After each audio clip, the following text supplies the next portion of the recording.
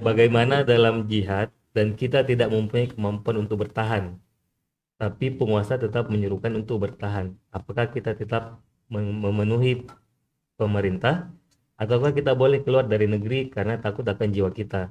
Sebagaimana mungkin yang terjadi di Palestina. Rakyat ingin keluar tapi penguasa melarangnya.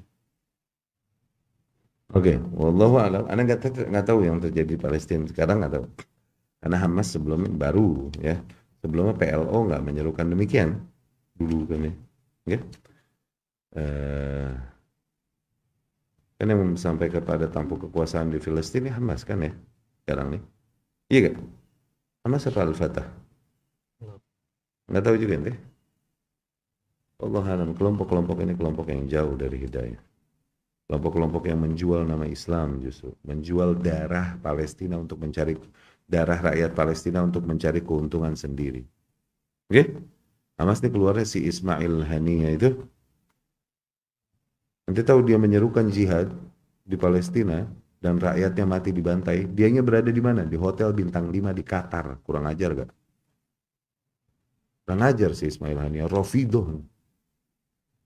Oke, ular. Mereka teriak-teriak jihad dan nyebarkan penderitaan rakyat Palestina dengan video-video yang ada nih untuk meraup keuntungan untuk mereka. Karena sumbangan-sumbangan tersebut akhirnya terarahkannya ke mereka. Mereka habis panen ini dengan dibantainya para rakyat Palestina. Tahu gencatan senjata kemarin yang akhirnya mereka lakukan dengan Israel? Kesepakatan itu dia sepakati dari mana? Di tanah perang? Enggak, di hotel bintang 5, bro.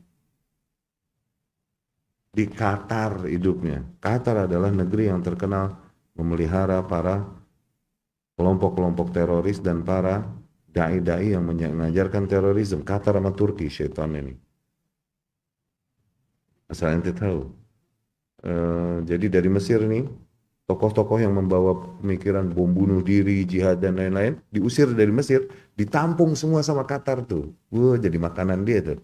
Kordowi, Umar Abdul Kafi, dari Mesir tampung semua. Dia punya acara di TV, acara live, acara siaran TV, judulnya Fiqhut Thawrah, Fikih Revolusi. Qatar. Acaranya kemudian, ada satu acara yang membawakan kebijakan-kebijakan negeri-negeri kaum muslimin, terutama Saudi, kemudian dicela-cela habis. Dan ini di TV umum pada mereka. Dicela-cela habis penguasanya. Disebarkan, ini propaganda kebencian kepada Saudi yang mereka lakukan.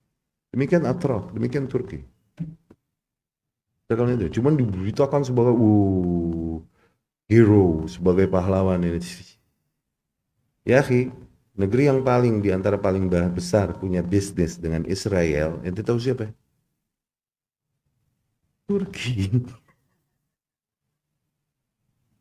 Dia teriak-teriak jihad apaan, bro? Lu bisnis paling gede sama Israel. Kita ini dibohongin media aja udah. Apalagi yang nggak bisa neliti sendiri, nggak punya cukup lidah dan bahasa untuk baca sendiri, cuman bisa mengkonsumsi apa yang diterjemahkan, ya udah. Nggak bisa banyak berharap udah. Tapi Anda nggak tahu kondisi tersebut. Katakanlah pemimpin negeri kaum muslimin menyerukan untuk bertahan, sementara kita melihat nggak bisa bertahan. Maka keputusannya bukan padamu, ikuti arahan pemimpin kaum muslimin dan bersabarlah di situ. Kau mati di situ, kau mati dalam keadaan terpenuhi padamu syarat-syarat jihad. Semoga syahid. Nah, kau lari dari situ, maka itu termasuk sifatnya firor minaz zahaf. Lari dari medan perang. Gitu. Ya. Dan Anda nggak tahu apa yang terjadi di Palestina ini, Anda nggak tahu. Nggak tahu. Minimal bagi mereka, kalaupun nggak pergi meninggalkan Palestina, minimal diam, jangan lakukan perlawanan sehingga membawakan madorot dan mafsadah yang lebih besar. Gitu loh. Paham gak? Minimal diem deh, udah tahu macan, jangan dicabut kumisnya. Abis lu. Maksudnya, get realistis lah, lebih realistis lah.